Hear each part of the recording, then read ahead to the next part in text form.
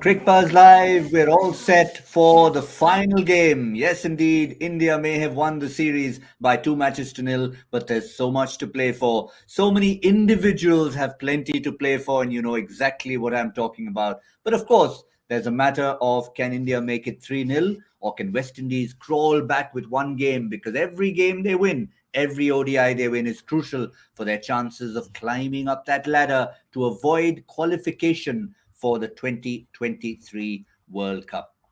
For now, all eyes on Ahmedabad and game number 3. And one thing we're expecting for sure is plenty of changes. But before we go to anything else, let's welcome our panel on Cricbuzz Live, looking ahead to this third and final ODI, 3T20Is to come. Shaun Pollock and Dinesh Karthik. Gentlemen, TK, I'll come to you first. I know we've been all trying to make our predictions. We thought one change, two change. I'm hearing there's more than that. Oh wow, that's lovely. That's great to hear. Actually, it's good to know that players are being tested. Rahul Dravid has been somebody like that with the India A team as well. He tries and gives as many opportunities as possible to all players. So it's really good to see.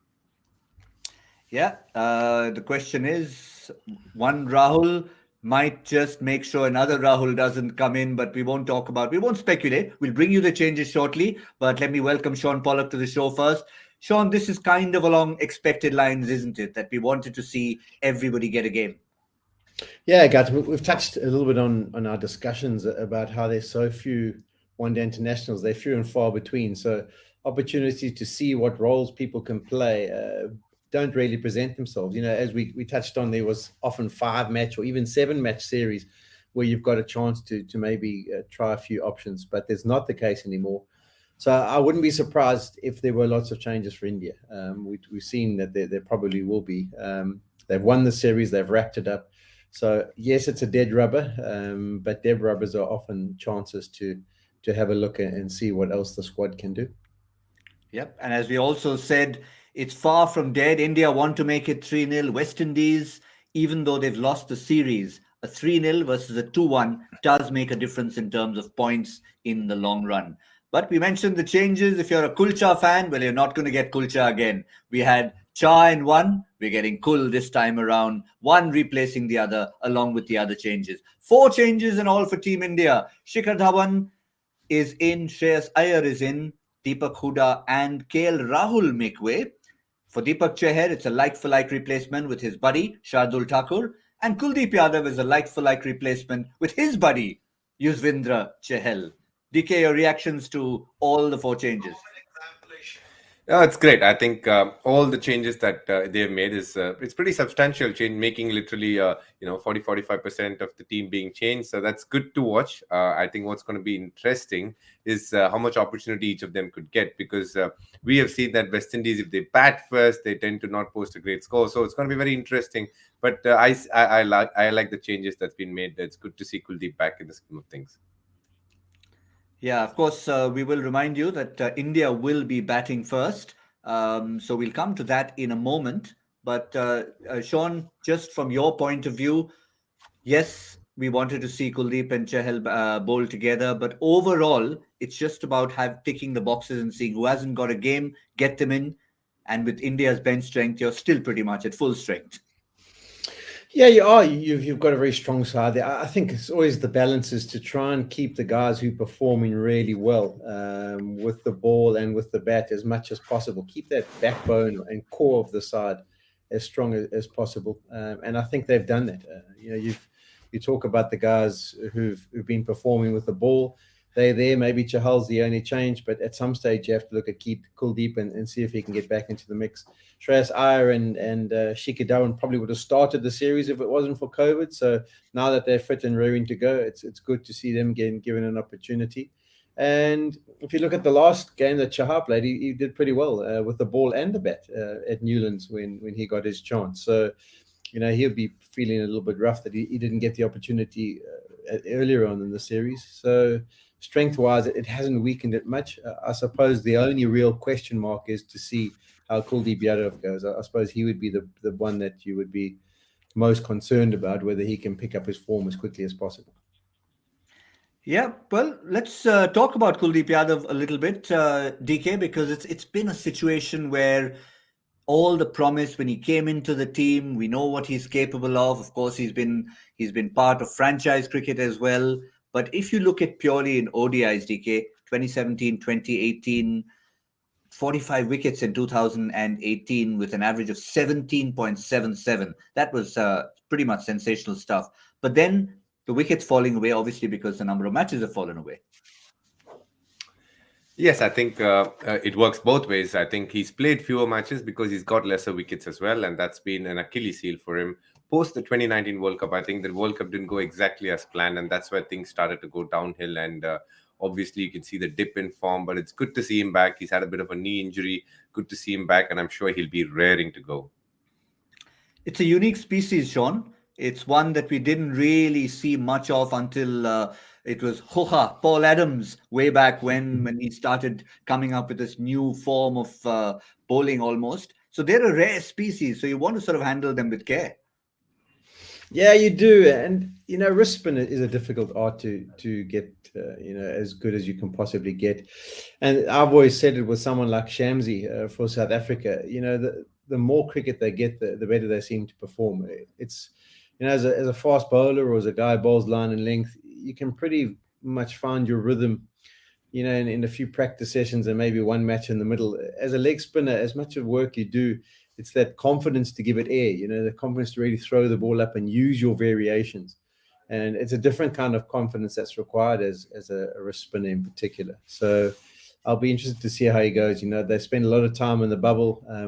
I think the key for Kuldeep has always been, for me, I just feel, with regards to his pace, that maybe he's been a touch slow at times. And when he does bowl the drag downs, it's easy to put away. I think if he can, it's not by much, but I think as he gets stronger, as he gets older, I think he might just get that little bit of pace with still getting the loop and giving it some air in the dip. And I think that's where he'll be a better cricketer. But the other thing about a career that you have is generally you do have a period where things go a little bit pear-shaped. And he was into the Indian side as a very young individual. With no scoring in many ways. He didn't have any bad times. Things went according to plan. And in each person's career, there is a period where you have the scoring. In 2019, 2020, 21, he's now had scoring. And what happens with the scoring is you have to go and mend it. You have to go and fix it. You have to put the Band-Aid on. So you take a year or two where you go and develop, analyze it. Where's my weaknesses? Where can I improve? And you come back stronger. And I'm expecting that for him now. I'll just take Shaun Pollock's analogy forward, DK. If he's coming back with the Band-Aid, or maybe he's ripped the Band-Aid off, what's his mental side going to be like? Because we remember, if we go back a few years, that's a lot that was talked about as far as Kuldeep was concerned. Yes, I think what Polly said is absolutely perfect. I think every cricketer, especially when you start young, you start with no scars, as he would put it, or I'd say no baggage actually in your mind. And as you keep playing, sometimes it gets heavier and it sometimes gets tougher to deal with. And I think that's what he'll be going through. When he steps foot into the ground today, he will be a nervous man. It always is the case. You'll take an over or two for you to settle down. And it's very important how wrist spinners are dependent a lot on the captain as well, and it's good that he has a great working relationship with Rohit, which will definitely help his confidence and the fact that he can express himself more and be more out there as a player. But initially it will be hard work. There'll be a lot of demons that you and I can't see, but that'll be played between his ears, and that's always the case when you're a sportsman. I think a lot of what you deal with is what happens inside your head, and you got to constantly be aware of those battles and fight it the right way. And I am sure Kuldeep will go through a lot because he's playing cricket after a long time as well. He, in IPL, he came for the second half, got injured in a practice game, and then had to go back, have a surgery, and I don't think he's played any cricket since. So obviously he'll be a nervous wreck starting, but as and when the game keeps rolling, he'll keep getting better, and I'm sure he'll have a good game. Well, if you're a nervous wreck, one thing you'll want is the confidence of your captain. And I think that's something he does enjoy, Sean. Rohit has been talking him up. Rohit has been, obviously, of course, pushed him into the team. That's one measure of confidence you can get. Yeah, behind the scenes, that's one area where the management, we don't know what goes on behind the scenes in the dressing room, but you will be seeing guys build him. What you'll probably see is Rahul, Rohit will be waiting for a time, the perfect time to get him into the attack. It can be just after the power play so that they can spread the field. You never know. A wicket falls in the 11th over. You'll probably see him come in the 12th because you do want him to settle down. You do have an understanding as a captain. You know that guys aren't machines. They're emotional individuals. Confidence is a big part to play.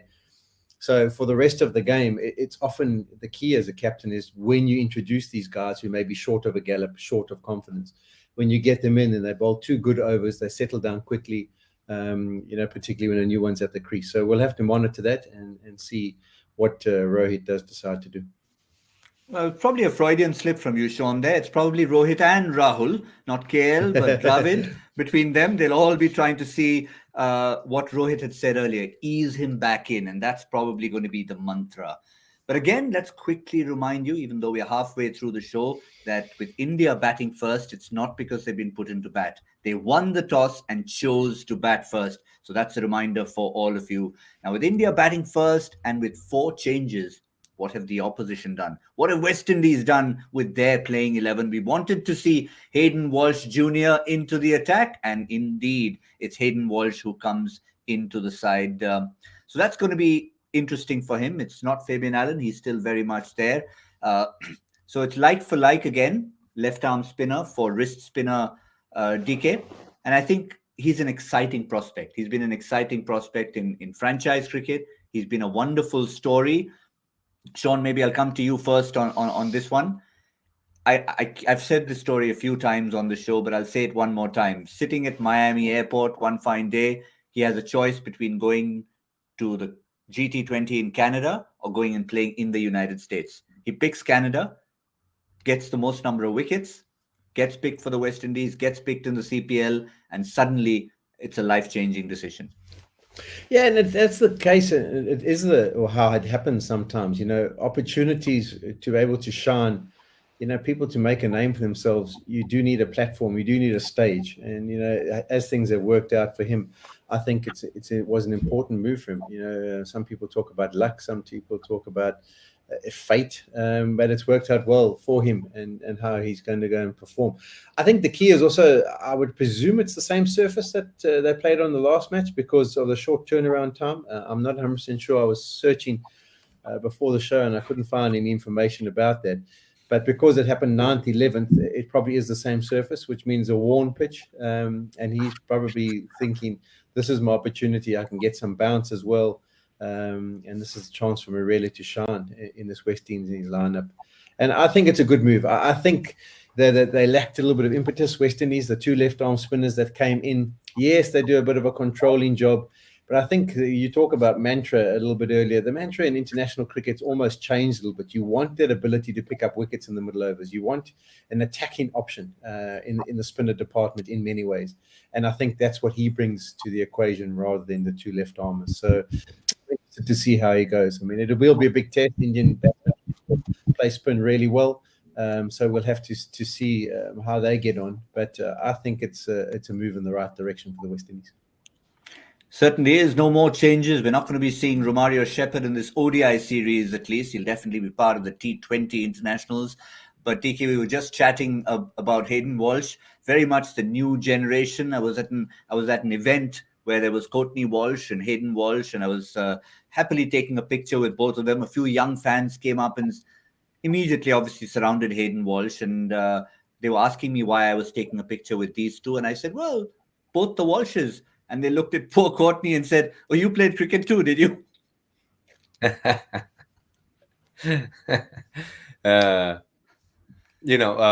must admit that the younger crowd these days are fascinated with T20. So you can completely understand where the love comes from. And he's done a fabulous job for Barbados. We have to admit that in the CPL, when Jason Holder is the captain, and they won a year ago. Before the year that TKR won, I think a lot of credit must go to Hayden Walsh. He was an associate player coming from America and then coming and doing a great job there. So, he's somebody who's grown in stature over a period of time, and he is. I have no doubt that he'll go for a few runs, but he also has the ability to pick up wickets, and most importantly, he's a gun fielder. So I think again, he's going to be someone who's going to need Nicholas Puran's help in setting up fields and bringing him at the right time. A wrist spinner is obviously heavily dependent on a captain, and I'm sure Nicholas Puran will help him out in as many ways as possible. Yeah, I'm glad you mentioned the fielding at the end, because there are times you could have him in there. Even if he doesn't bowl a ball, he'll have contributed in the field. He'll have taken some catches that you'll probably remember for the rest of the year. But that's the only one change for the West Indies, and it's important for them. It's an important game because their ODI decline has been something we briefly touched upon, more than briefly, in the previous game. And I think that's something they'll need to keep an eye on. Just have a look at these numbers first, Sean, and then we can try and put things in perspective. We've put the last bilateral series win against major teams, and we've tried to put it in perspective. And look at the number of series played since that particular win. So Australia last won 1995, 7 series. Pakistan last won 1991, 10 series. So these numbers, this is where you don't want big numbers in that right column. Yeah, it's also the different eras, isn't it? I mean, we look at when we used to play the West Indies and how we used to, and analyze them and see them with regards to world cricket. And they were a dominant force, particularly in the early 90s. Then as you get to the back end of your career, they started to fade away a little bit, and a few things changed. I mean, even from like opening the bowling, I mean, with no disrespect, at one stage, you had Darren Sammy opening the bowling for the West Indies compared to some of the massive greats. So it has been a little bit of a decline for them. Where it's gone wrong, we often hear Bish talking about their first-class structure and the amount of first-class cricket they play. But it goes down to the performance and their ability to string quality batting together on a consistent basis. How often do they post 300 in one-day internationals? Not often enough. I mean, you look at the Indian side and the discussions are about who can possibly play, the wealth of experience. And when they put their stats and figures up, you see these massive averages where they've continued to perform over 50s, over half 40s, and they get in your 300s regularly. Even someone like a Ashika Dhawan, I mean, we had a look at his stats. I think there might even be a graphic of them. People are questioning, should he be playing at the top of the order? Well, just have a look at what he's done in the last 16 games. He's got 8 50s. He's averaging over 50 at a strike rate of 90. That's the consistency that the West Indies are lacking. Their Shika's figures, I mean, since the World Cup, I mean, that's really impressive reading, isn't it? Maybe you just love to tick off a 3-figure score, but that's been a bit of a problem for the Indian team. But the consistency, and that's where the decline has come. Bowling-wise, they've always had guys who can do a job. They've even had Nareen, miracle bowlers in the middle overs to pick up wickets. But the consistency with the batting, for me, would be the key. Yeah, we'll come back to Shikhar in a moment after I get the thoughts on this particular West Indies issue from Dinesh Karthik. Is it just a matter of the format? Is the format itself playing a role in the West Indies not being able to pay as much attention? Test cricket is Test cricket. It's the halo. We'll keep it aside. T20 cricket is what they were made for, and all their big superstars go and play that. They like to play the tournaments, be it franchise cricket or even a T20 World Cup. But in ODIs, unless it's a World Cup coming up every 4 years, how do you motivate yourself to continue to perform in 50-over cricket? I think we got to understand that just speaking about West Indies batting or West Indies ODI cricket is going to be futile, because we got to understand the bigger picture here. I think there are a lot of issues at play. I think a lot of times most of the West Indies cricketers are very sought after in T20 leagues, which is probably more lucrative than playing for West Indies itself. So there lies the first issue. And then you have issues with the board and the infrastructure. You go to West Indies and you see the state of grounds and the kind of infrastructure they have. That is a big letdown in itself in a lot of the places. So obviously, when you don't have a great domestic structure, and some of the games that some of the wickets that they play on in domestic is pretty disappointing. So obviously, you're not going to get the players, and the players who are good go on to play for other leagues. They'd rather prefer playing other leagues than probably end up playing for the country because of various reasons. And it's so many issues at play. I think West Indies is always going to struggle playing ODI and Test cricket, and we have seen the decline for some time now. The state of, I mean, how they were in mid 80s and mid 90s to where they are today is a sad story, and we can speak a long time. But the point is, I think they've been struggling. They are going to be struggling even further, because if you see, I think their last so-called good moment came in 2002 when they won the Champions Trophy under Brian Lara, and that's been the only thing that's happened in 50 over cricket in a long time. Hence, after that, you could see, I mean, the stats are pretty self-explanatory, and you can see why it has happened because of lack of skill, lack of infrastructure in the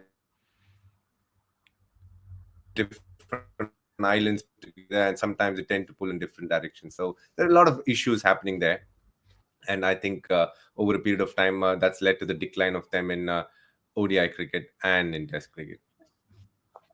Yeah, that was 2004. I think DK was referring to the famous Brown and Bradshaw victory. Courtney Brown and Ian Bradshaw at the bottom of the order at the Oval, ousting the host nation to win that Champions Trophy under Brian Lara. But since you did mention Shaun Pollock about Shikhar Dhawan, it's something we wanted to talk about. He's back in the side.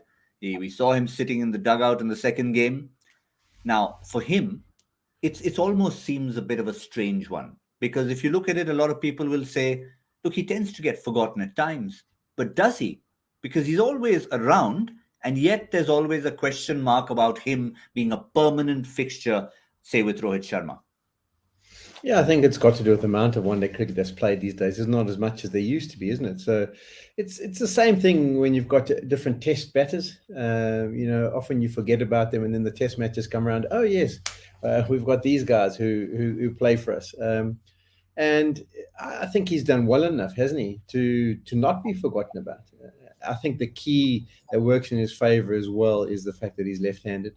At the top of the order, people like to have that mix. I can certainly say that bowling in one-day internationals against a left-handed, right-handed combination when you're on decent surfaces and you're under the pump a little bit pressure-wise is much more challenging than being able to settle into a line and length against two right-handers.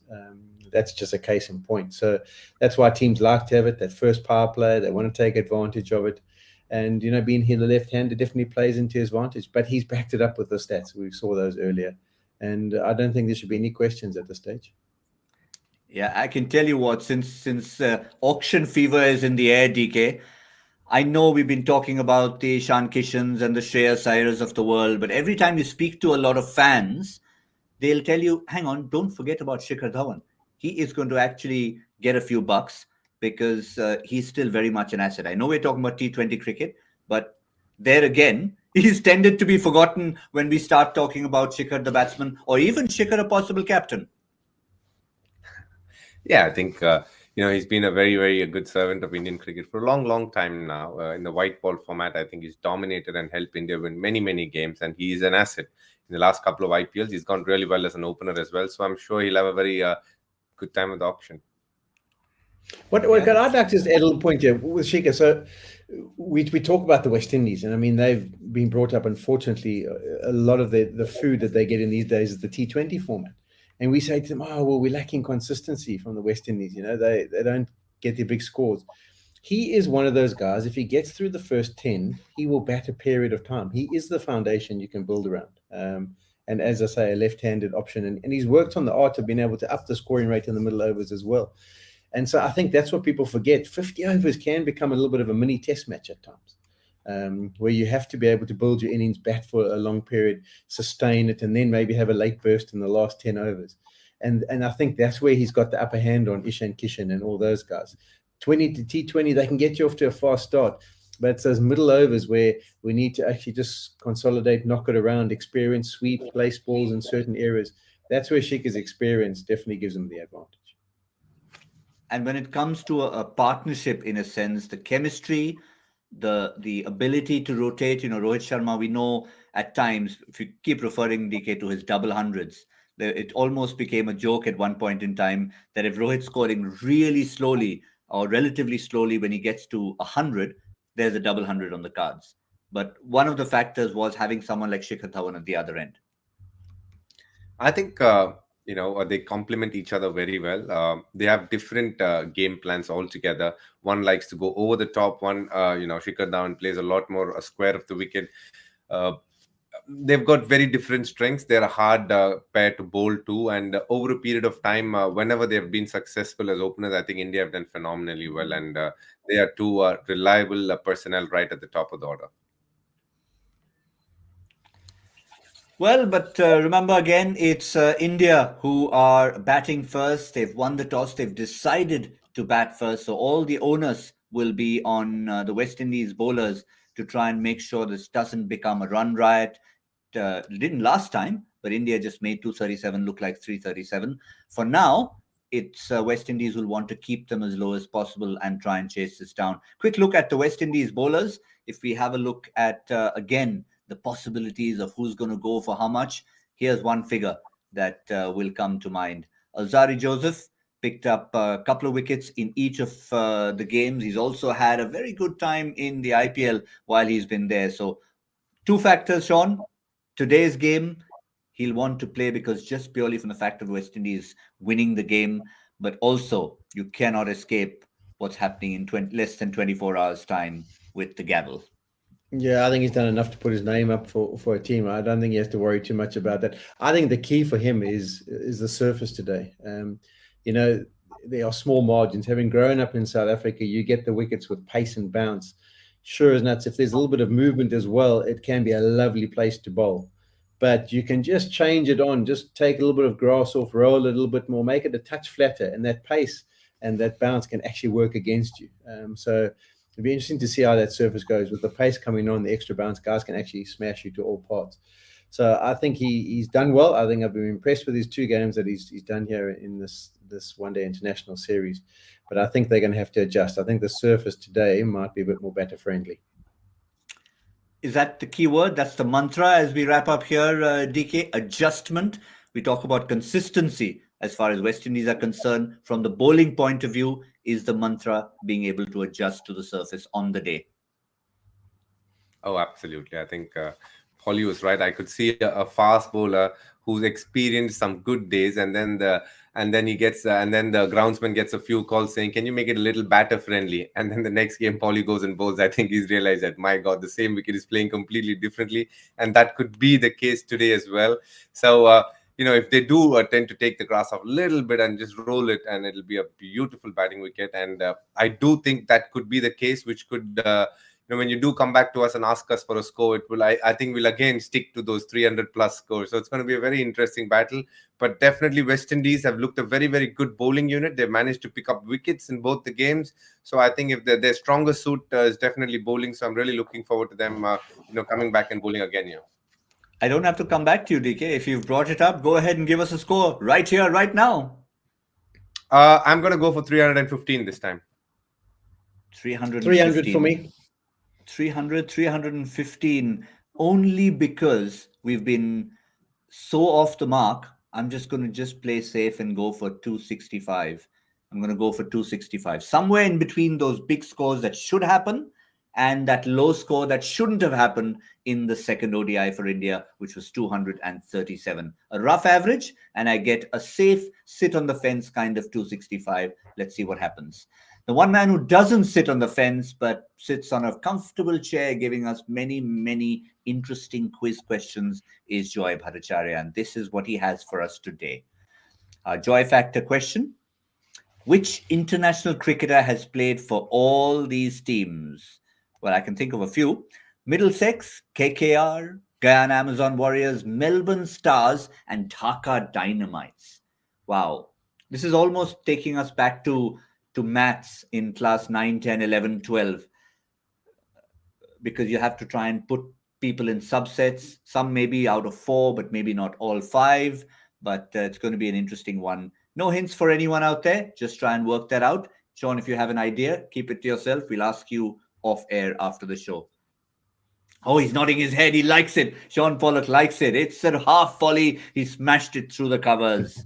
Brilliant, brilliant. I can always see when a Joy Factor question comes, either it's sheer disapproval or sheer delight from Shaun Pollock. Well, we've got our predictions in. We've got our Joy Factor question in. And of course, we're all looking forward to this game from 2 points of view. For the result, and of course, for the individuals who might just up their ante a little bit for auction day, in fact, for auction weekend. We'll also tell you about Cricbuzz Live being back with an auction special, but we'll remind you of that during our mid-show and the end show. For now, let's remind you, 15th over, Cricbuzz Tom Boxes when we'll be back on Cricbuzz Live. On behalf of Sean, DK, and myself, it's goodbye.